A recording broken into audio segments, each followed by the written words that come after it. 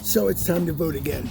And are you voting for Stacey Abrams? And are you going to vote for her just because she's black? Okay, so I'm standing in the bookstore. This is what happened. I'm standing in the bookstore and I'm looking at a rack of books and I'm trying to figure out which new book I can afford to buy. And this brother's standing beside me. It's a black man standing beside me. So he turns to me and he asks me, am I voting for Stacey Abrams? So I turned to him and I asked him, is that the first question you ask people when you walk up to them? So we chuckled a little bit, but he asked me if I was going to vote for Stacey Abrams, and I told him that I was. And I asked him, aren't you? And he said, well, I'm not sure because, elections are way too important to just vote for somebody because they're black. Now, I didn't tell him that I was just voting for Stacey Abrams because she's black, but nevertheless, he made some assumptions. So then I asked him, okay, so how many, so I understand that what you're saying, that elections are way too important to vote for somebody just because of their race or gender. So now, name for me the governors of Georgia who have not been white or male. Name those ones for me. And of course he's thinking, and of course he can't find one because there have been any. There's never been one.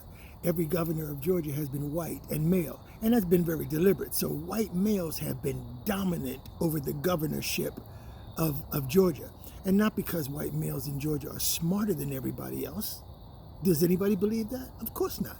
Just look at some of these governors, and you could go back and listen to some of the speeches of some of these Georgia governors, and it will be clear to you that there's a lot of people out there that are smarter than those guys. So did they get to be governors because they were smarter than everybody else or more worthy than everybody else? No. It's kind of like white guy affirmative action. They get these offices because they're white and because they're male. So we've always been voting based on race and gender.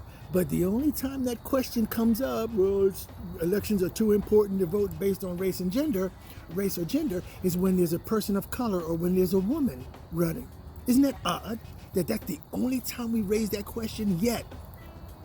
If we pay close attention to the voting pattern, what we'll notice is we've always been voting based on race and gender.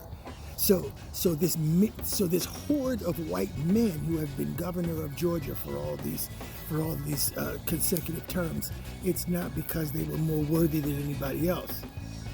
Georgia voted based on race and gender, white and male. And so it is time to interrupt white male dominance.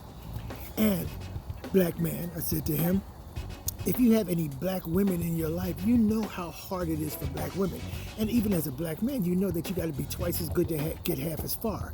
So what that means for a black woman is it's 3 times worse than that. So what you know is that she has to be far more qualified than anybody she's running against just to even get in the race.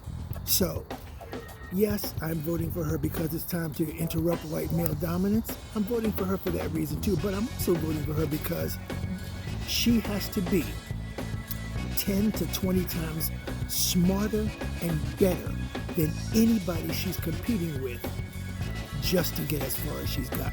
So yeah, I'm voting for Stacey Abrams, and I think you should too.